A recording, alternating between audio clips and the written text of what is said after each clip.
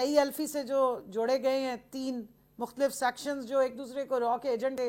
इतनी बड़ी बड़ी प्रेस कॉन्फ्रेंसेस होती रही, मैंने भी सुनी, आपने भी सुनी, ऐसे ऐसे इल्ज़ाम लगते रहे और कुछ सरफ में धुलते रहे और कुछ जो है उनकी असलियतें निकल के आई। वो अब सब इकट्ठे बैठ गए हैं, इतनी मोहब्बत हो रही है।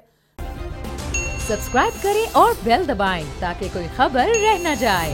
कमल चौधरी साहब, आप ये बताएं कि कितने लोग अब तक राब्ते में हैं PMLN के स्पेसिफिकली, और क्या दीगर पार्टियों से भी किसी ने राब्ता किया आपसे? बिस्मिल्लाहिर्रहमानिर्रहीम। Thank you very much Imran, आपने बड़ा ज़बरदस्त इब्तदाइया और बड़ा अच्छा इंट्रोडक्शन कराया। काफ़ी सिचुएशन जो सनसनी खेज चल रही है पाकिस्तान में, जमहूरियत के नाम पे सियासत जो हो रही है उसका नक्शा खींचा। थोड़ा सा ऐड कर दूं और फिर जो कितने आदमी का सवाल है, बड़े अरसे से हो रहा है, पिछले 9 महीने से कितने आदमी थे वाला जुमला बहुत सुपर हिट गया है कि कितने इधर आ रहे हैं कितने उधर जा रहे हैं। और पाकिस्तान की जो जमहूरियत की एक नई डेफिनेशन निकल कर आई है कि यहाँ जमहूरियत के नाम पे क्या क्या तमाशा लग सकता है। आपने कराची के इलेक्शंस का जिक्र किया। मैं अभी कराची से 2 दिन हुआ है वापस आई हूँ और वहाँ पे कैंप्स का विजिट करती रही, वहाँ ग्राउंड सिचुएशन देखी। मैंने पहली दफ़ा पाकिस्तानियों को मेंबरशिप की लाइन में लगे देखा। लाइन में लगना हमारे लिए बतौर कौम ज़रा मुश्किल होता है, या आजकल आटे की लाइन में लोग बेबसी से खड़े होते हैं, या PTI के कैंप्स में अपना कार्ड मेंबरशिप का बनवाने के लिए खड़े हो। उसमें मैं लियाकताबाद जो लालू खेत वाला एरिया है वहाँ गई और मुख्तलिफ एरियाज़ में जो है वो चक्कर लगाया।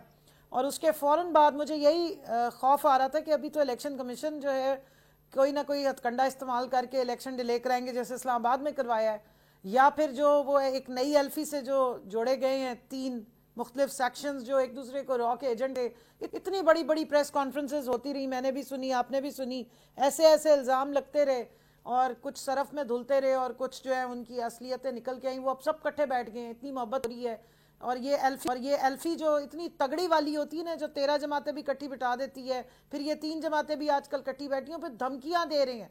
या मैं वो चीज़ हाईलाइट करना चाह रही हूँ कि ओपन प्रेस कॉन्फ्रेंस में धमकियां दी गई हैं। और वो लंदन में जो डकारता एक शख्स जिसका नाम अल्ताफ हुसैन है, उसने भी धमकी वाला एक मैसेज चलाया है। उस पर मेरी ऑब्जर्वेशन भी है, रिजर्वेशन है, कल मैंने ट्वीट भी किया था।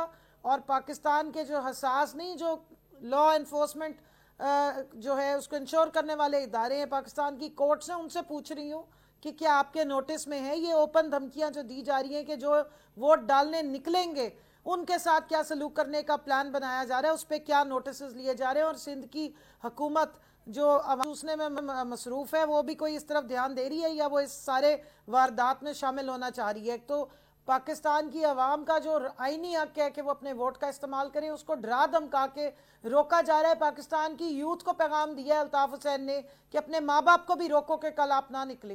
तो आपके तवस्सुत से, इस सबसे बड़े शो के तवस्सुत से अपनी आवाम को कह रही हूँ कि जितना ये आपको शोर मचा रहे हैं ना, उतना निकल के इनकी जो ये पुराने हथकंडे इनको ख़त्म कीजिए।